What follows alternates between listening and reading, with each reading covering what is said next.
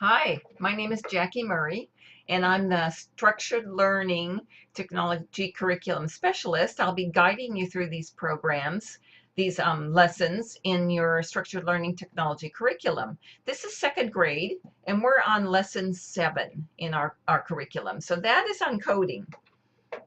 Lesson 7 can be taught any time during the year. It's not one of those that is sequenced where you need to keep it where it is. It can be taught whenever hour of code comes up or whenever it suits you to put this problem, this lesson in.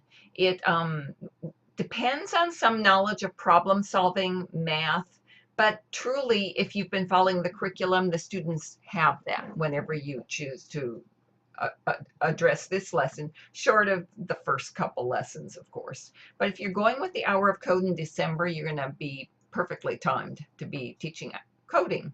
Now, it does take an hour. So let's say a little extra time, though, to set it up. So you're going to need a longer lesson. You're going to have to arrange that with your colleagues, your grade level team, and see if you can keep the kids just a little bit longer to get through the hour, so they can take full advantage of that if you're doing that one. Vocabulary, so there probably is new vocabulary here. Coding, debug, hour of code, programming, sequence, symbolism they know. So there are some new ones. These will apply to problem solving and math, critical thinking. So they're not just because of coding, they're definitely going to spill over into other parts of what the student does. Problem solving, I don't know how to use a programming tool. Well, it's not surprising, but often the teacher barely knows how to use it.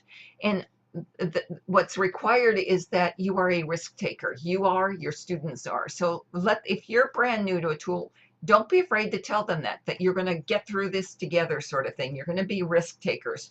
You're going to face every problem and solve it. So don't be afraid to say that. You eventually will not have to say that because you're going to have gone through enough of these, and they do build off of each other. So if you get the second grade one, the third grade one's easier. They use the same sort of strategies in the coding from one to the other. My partner does lots of work. Well, that's typical. So that's a problem you're going to have to teach students how to handle when they're working in groups. I couldn't debug the program. So, well, what do you do then? You tried, you couldn't. Well, try, fail, try again. That's one of the strategies we learned in problem solving lesson. So start at the beginning, start over. Coding and programming might be new in second grade. I don't know, but we'll put it there for now. Animation might be, screenshots might be. Scaffolded problem solving definitely is. So how do I use a program I've never seen before? That's really very important concept because students will constantly have programs they've never seen before that they want to use. So you need to give them tools for accomplishing that goal. Coding is one because it deals with critical thinking and problem solving. By thinking critically, I can create something new and useful. That's the big idea, and we're going to do that in this lesson. So here's your prep. Nothing out of the ordinary, no assessments out of the ordinary. We talked about hour of code. Do discuss the meaning of critical thinking and problem solving with students. You might have already done that in the problem solving lesson. If so, great. Then just bring it up and quiz them informally. What does this mean? And have them go through that. There are reasons why educators embrace coding, and these are here's the list here. You can go through it, and you're going to find they are very acceptable, and a lot of them seem to tie right in with the mathematical standards from Common Core. So you're going to like that. And here are the standards: reason abstractly and quantitatively, construct viable arguments, critique the reasoning of others. So all of these standards are well supported by what students do when they're learning to code. So it's a great tie-in for Common Core math standards. If you're struggling with how to teach these math standards outside of the math class, coding is a great way. Use appropriate tools strategically. Well, we do that all through the curriculum. We say, write your English book report, but you pick the appropriate tool and then use it strategically. So we do that throughout this curriculum, but definitely you're going to do it right here in coding also. So I show the students these two examples. Who thinks coding looks like this? Who thinks it looks like this? And just have a discussion about that. Then they probably did these last year. Maybe if they didn't, though, you might want to spend part of your hour going through some of these easier coding lessons and then go into one of the other ones. So there are some free online hour of code programs you can follow. That's perfect. I put one example in here, and you'll probably have more. There are miscellaneous coding websites you can go to that talk about coding. Minecraft, Build with Chrome, Scratch Junior, Tinkercad, any of those, and those are really good to spend your hour working on, no problem at all, as well as these three up here from kindergarten. But if you already did these in kindergarten, then move on to something they haven't done. So if you are doing this on iPads, here's some good iPad ones down here. Quite a bit of them. Okay, and then sequencing is if you don't want to go to just, okay, we're going to go to a coding website.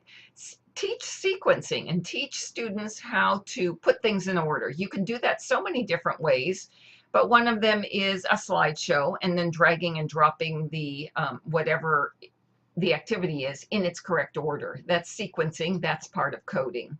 And then animation, you can use a free download called Pivot Stick Figure where students can animate themselves. This helps them think incrementally and garbage in, garbage out sort of thing. It won't do what you didn't tell it to. So with this program, you tell it what to do and then that stick figure does it. There's a free a stick figure for iPads you can use also down here, one of these two. And then take a screenshot. If they haven't done screenshots before, the coding lesson is a great time to do that. Just teach them how to use the native screenshot program in their digital device and take a screenshot of what they have going on. Very often they'll let you save the work, but also as often it asks you to set up an account. And the less students set up accounts and go out there on the internet and give out their information, the better. The less they do that, the better. So screenshots get you out of that. Now, you won't be able to get to see the stick figure moving with a screenshot, but you will get to see the sequence. You will get to see this, the idea of what the stick figure is. And I think here's a couple. Let me see, these three. I think we already talked about those. And these are for you, just some pedagogy to help you support your coding efforts. Okay, I don't know that there's anything different in their section here. We left a blank spot in here so that they can put these in order, but then put their fourth one, draw what comes next. What comes after this guy? Or this guy if it's the last one. What's the next step? And have them draw it with the drawing tool in their annotation tool. I think that's about it. All right, guys, we're done. This is a very fun lesson. You're going to have a lot of company all over the world in coding because this is, if you do it during Hour of Code, you're going to find so many people doing it along with you. All right, guys, talk to you later. Have a great week, and feel free to post any questions you have for me on our discussion board. Bye.